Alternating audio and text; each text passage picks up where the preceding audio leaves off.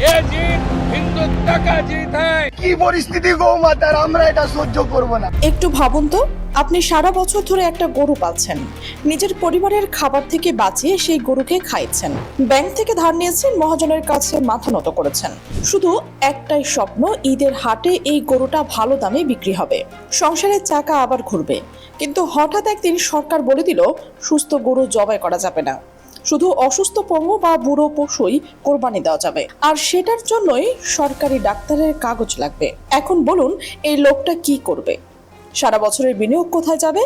এই গরু কেন কিনবে? আর সবচেয়ে বড় প্রশ্ন, এই সিদ্ধান্ত কি আসলেই পশু রক্ষার জন্য, নাকি এর পেছনে লুকিয়ে রয়েছে আরো সম্পূর্ণ অন্য কোনো হিসাব? এই প্রশ্নের উত্তর খুঁজতে গেলে আপনাকে আজকে পুরো ভিডিওটা দেখতে হবে, কারণ এই গল্পে যা আছে তা শুধু একটি ধর্মীয় বিতর্ক নয়, এটা একটা পুরো রাজ্যের অর্থনীতি, রাজনীতি এবং সামাজিক কাঠামোর ভেতরে ঢুকে যাওয়া এমন এক ফাটল, যেটা থেকে এখন আগুনের ধোঁয়া বের হচ্ছে। পশ্চিমবঙ্গ, বাংলার মাটি, যে মাটিতে শত বছর ধরে হিন্দু মুসলমান পাশাপাশি বসবাস করে এসছে। পূজার ঢাকের তালে যেমন মহল্লা কেঁপে উঠত, তেমনি ঈদের চাঁদ দেখে পাড়ার সবাই মিলে আনন্দ করত। কিন্তু ক্ষমতার পালাবদলের পর থেকে এই চিরচেনা বাংলার আকাশে এক অচেনা মেঘ জমতে শুরু করেছে। নতুন সরকার আসার পর থেকে প্রতিটা দিন যেন একটা নতুন চমক নিয়ে আসছে, আর এবার চমকটা এত বড় যে এটা শুধু একটা সম্প্রদায়ের সমস্যা হয়ে থাকেনি, এটা পুরো রাজ্যের প্রতিটা ঘরে ঢুকে গেছে। ঈদুল আজহা মুসলমানের জন্য সবচেয়ে বড় এবং গুরুত্বপূর্ণ ধর্মীয় উৎসবগুলোর একটি। এই উৎসবের মূল স্তম্ভ হলো কোরবানি। ইব্রাহিম আলাইহিস সালামের সেই মহান ত্যাগের স্মরণে সুস্থ সবল নিখুঁত একটি পশু আল্লাহর নামে উৎসর্গ করা। এটা কোনো ঐচ্ছিক বিষয় নয়, এটা ইসলামের একটি মৌলিক বিধান, আর এই বিধানে স্পষ্ট করে বলা হয়েছে কোরবানির পশু হতে হবে সম্পূর্ণ সুস্থ, কোনো খোড়া, অন্ধ, সুস্থ, বিকলাঙ্গ পশু দিয়ে কোরবানি করা যাবে না। এই ধরনের বিধান শত শত বছর ধরে চলে আসা একটি অলঙ্ঘনীয় নিয়ম। এখন নতুন সরকার কি করছে জানেন? তারা বলছে সুস্থ পশু জবাই করা যাবে না, কোরবানি দিতে চাইলে এমন পশু নিতে হবে যেটা বুড়ো, রোগা, পঙ্গু কিংবা আর বাচ্চা দেওয়ার ক্ষমতা রাখে না, আর সেটাও নিজের ইচ্ছা মতো করা যাবে না। সরকারি পশু ডাক্তারের কাছ থেকে একটা সার্টিফিকেট আনতে হবে, যেটা লেখা থাকবে হ্যাঁ এই পশুটা যথেষ্ট অসুস্থ, অকেজো, একেবারে জবাই করা যেতে পারে। এখানে গল্পের সবচেয়ে চতুর অংশটা লুকিয়ে রয়েছে। লক্ষ্য করুন, সরকার কিন্তু সরাসরি বলেনি যে কোরবানি নিষিদ্ধ। সেই শব্দটা তারা কোথাও ব্যবহার করেনি, কারণ সরাসরি বললে সংবিধানে ধর্মীয় স্বাধীনতার অনুচ্ছেদের সাথে সরাসরি সংঘর্ষ হতো, আদালতে মামলা হতো, আন্তর্জাতিক সমালোচনা হতো।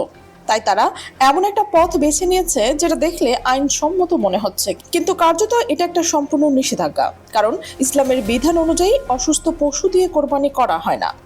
তাহলে সরকার যখন বলছে শুধু অসুস্থ পশু জবাই করা যাবে, তখন তারা আসলে কি বলছে? তারা বলছে আমাদের ধর্ম পালন করো, কিন্তু আমাদের নিয়মে। আর সেই নিয়ম এমনভাবে তৈরি করা হয়েছে যে ধর্ম পালন করাটাই অসম্ভব হয়ে যায়। এটাকে অনেক বিশ্লেষকরা বলছেন পরোক্ষ নিষেধাজ্ঞার সবচেয়ে বিষাক্ত রূপ। আর যদি কেউ এই নিয়ম না মানে, তাহলে তার জন্য অপেক্ষা করছে কারাগার, 6 মাসের জেল, সাথে মোটা অঙ্কের জরিমানা। শুধু তাই না, ঈদের দিনগুলোতে মুসলিম পাড়ায় পাড়ায় পুলিশ টহল দেবে, বাড়িতে তল্লাশি চালানোর ক্ষমতাও দেওয়া হয়েছে। ভাবুন একবার, একটা পরিবার ঈদের আনন্দে মেতে আছে, আর হঠাৎ করে দরজায় পুলিশ কড়া নড়ছে। এটা কি কোনো স্বাধীন দেশের চিত্র হতে পারে? এটা কি সেই ভারতের ছবি যেখানে সংবিধান বলছে প্রতিটি নাগরিক ধর্ম পালনের অধিকার রয়েছে? কিন্তু এই গল্পের সবচেয়ে অবিশ্বাস্য মোড় এখনো আসেনি, আর এটাই সেই অংশ যেটা শুনলে আপনি থমকে যাবেন। এই সিদ্ধান্তের সবচেয়ে বড় ক্ষতিটা কাদের জানেন? মুসলমানদের না, সবচেয়ে বড় আর্থিক ক্ষতির মুখে পড়েছে পশ্চিমবঙ্গের লাখ লাখ হিন্দু কৃষক এবং পশু খামারি। হ্যাঁ, ঠিকই শুনেছেন, যে সরকার হিন্দুত্বর পতাকা তুলে ক্ষমতায় এসেছে, সেই সরকারের সিদ্ধান্তে আজ সবচেয়ে বেশি ক্ষতিগ্রস্ত হচ্ছে হিন্দু সম্প্রদায়ের মানুষরাই। আর এই অনিয়মটা এতটাই তীব্র যে এটাকে রাজনৈতিক বোমাডুম ছাড়া আর কিছুই বলার উপায় নেই। বাস্তবটা বুঝতে হলে গ্রামের দিকে তাকান। পশ্চিমবঙ্গের গ্রামীণ অর্থনীতির একটা বিশাল অংশ দাঁড়িয়ে রয়েছে গবাদি পশু পালনের ওপর। একজন প্রান্তিক কৃষক সারা বছর ধরে গরু, ছাগল, মহিষ লালন পালন করেন। তার ধানের ক্ষেত থেকে যা আসে তার বেশিরভাগ চলে যায় পশুর খাবারের পেছনে। ব্যাংক থেকে ঋণ নেন, কখনো কখনো মহাজনের কাছ থেকে চড়া সুদে টাকা ধার করেন। আর পুরো বছরের এই বিনিয়োগের রিটার্নটা আসে কোথা থেকে? ঈদুল আজহার কোরবানির হাট থেকে। এটা শুধু মুসলমানদের ধর্মীয় উৎসব নয়, এটা পুরো গ্রামীণ বাংলার অর্থনীতির ক্যালেন্ডারের সবচেয়ে গুরুত্বপূর্ণ সময়। কোরবানি ঈদকে ঘিরে যে বিশাল পশুর হাট বসে, সেখানে কোটি কোটি টাকার লেনদেন হয়। পশু বিনিময় থেকে শুরু করে দড়ি, খুঁটি, চামড়া, মাংস প্রক্রিয়াকরণ, সবকিছু মিলিয়েই একটা পুরো ইকোসিস্টেম গড়ে উঠেছে এই কয়েকদিনকে কেন্দ্র করেই। আর সেই পুরো ইকোসিস্টেম হিন্দু মুসলমান দুই সম্প্রদায়ের মধ্যে সমানভাবে জড়িত। এখন পশু কোরবানি যারা করা যাবে না বলছেন, তাহলে কি হবে?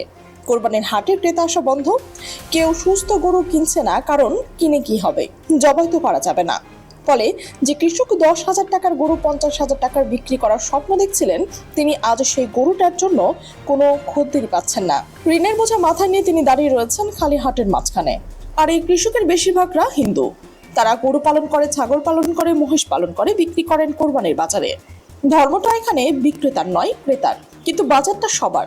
আর সেই বাজারটা যখন ধ্বংস হয়ে যাচ্ছে, তখন ক্ষতিটা ধর্ম দেখে না, সেটা পকেটে গিয়ে লাগে। আজ পশ্চিমবঙ্গের গ্রামে গ্রামে হিন্দু খামারিরা খোলাখুলি বলছেন, এই সরকার আমাদের ভোটে এসেছে, কিন্তু আমাদের পেট মেরেছে। ধর্মের নামে রাজনীতি করতে গিয়ে সরকার আমাদের সর্বনাশ করে দিয়েছে। এই পরিস্থিতি কিন্তু শুধু কোরবানির মধ্যেই সীমাবদ্ধ নেই। গত শুক্রবার কলকাতার রাজার বাজার এলাকায় যা ঘটল, সেটা আরো ভয়াবহ। বছরের পর বছর ধরে এই এলাকায় জুমার নামাজের সময় মসজিদের জায়গা না হওয়ায় মানুষ রাস্তায় কাতার করে নামাজ পড়ে আসছিলেন। এটা কোনো শক্তি প্রদর্শনী ছিল না, কোনো রাজনৈতিক সমাবেশ ছিল না। এটা ছিল নিতান্ত স্থান সংকটের কারণে একটা বাধ্যতামূলক ব্যবস্থা। 5 থেকে 10 মিনিটের ব্যাপার, কিন্তু এবার হঠাৎ করে পুলিশ এসে বন্ধ করে দিল। বলা হচ্ছে মসজিদের বাইরে নামাজ পড়া যাবে না, শত শত মানুষের নামাজ পড়া থেকে বিরত করা হলো। একটা মানুষ জীবনের সবচেয়ে ব্যক্তিগত যে মুহূর্ত রয়েছে, তার স্রষ্টার সামনে দাঁড়ানোর মুহূর্ত, সেটা হস্তক্ষেপ করা হচ্ছে। এটাকে আপনি কি বলবেন? একদিকে কোরবানিতে বাধা, অন্যদিকে নামাজে বাধা। একদিকে ধর্মীয় স্বাধীনতা খর্ব করা হচ্ছে, অন্যদিকে সেই সিদ্ধান্তের ফলে লাখ লাখ মানুষের জীবিকা ধ্বংস হচ্ছে। পশ্চিমবঙ্গ এখন এমন এক জায়গায় এসে দাঁড়িয়েছে, যেখানে ধর্ম, অর্থনীতি এবং রাজনীতির 3টা সুতো এককভাবে জড়িত হয়ে গেছে। একটা টানলে দুটো ছিঁড়ে যাচ্ছে। এখন প্রশ্ন হলো, এরপর কি হবে? রাজনৈতিক বিশ্লেষকরা বলছেন, এই সিদ্ধান্ত সরকারের জন্য একটা মারাত্মক ভুল প্রমাণিত হতে চলেছে। কারণ মুসলিম সম্প্রদায়ের ক্ষোভ তো আছে, কিন্তু এখন সেই ক্ষোভ যোগ দিয়েছে হিন্দু কৃষক আর ব্যবসায়ীরা। খামারিদের বিভিন্ন সংগঠন ইতিমধ্যেই প্রতিবাদ কর্মসূচি ঘোষণা করেছেন। রাস্তায় নামার প্রস্তুতি চলছে। যে ভোট ব্যাংক ধরে রাখতে এই সিদ্ধান্ত নেওয়া হয়েছে, সেই ভোট ব্যাংক একটা বড় অংশ এখন সরকারের বিরুদ্ধে ঘুরে দাঁড়াচ্ছে। ইতিহাস বলে, যখন কোনো সরকার ধর্মকে ব্যবহার করে মানুষকে ভাগ করতে চায়, তখন সেই ভাগাভাগি আগুন শেষ পর্যন্ত সবাইকে পোড়ায়। আজ পশ্চিমবঙ্গে ঠিক সেটাই হচ্ছে। একটা সম্প্রদায়কে কোণঠাসা করতে গিয়ে পুরো রাজ্যের অর্থনীতিতে আগুন লাগছে, আর সেই আগুনের তাপ সবার গায়ে লাগছে। পশ্চিমবঙ্গ এখন একটাই টাইম বোমার উপর দাঁড়িয়ে রয়েছে। সংখ্যালঘু দীর্ঘশ্বাস আর কৃষকের হতাশা যখন একসাথে বিস্ফোরিত হয়, তখন সেই বড় কোনো দিকে মোড় নেবে, সেটা আজ কেউ বলতে পারছে না। যে সরকার নিজের মানুষের পেটে লাথি মেরে ক্ষমতা ধরে রাখতে চায়, ইতিহাস তাদের কখনো ক্ষমা করেনি। এখন আপনি বলুন, এই পুরো পরিস্থিতিতে আসল ভুক্তভোগী কে? সাধারণ মানুষ, নাকি দাবা খেলায় যারা গুটি সাজাচ্ছে তারা? আপনার মতামত অবশ্যই কমেন্টে জানান। আর যদি মনে করেন এই সত্যটা আরো মানুষের জানা দরকার, তাহলে ভিডিওটি শেয়ার করুন। কারণ আজ যে আগুন বাংলার মাটিতে জ্বলছে, কাল সেটা আপনার দোরগোড়ায়ও পৌঁছে যেতে পারে।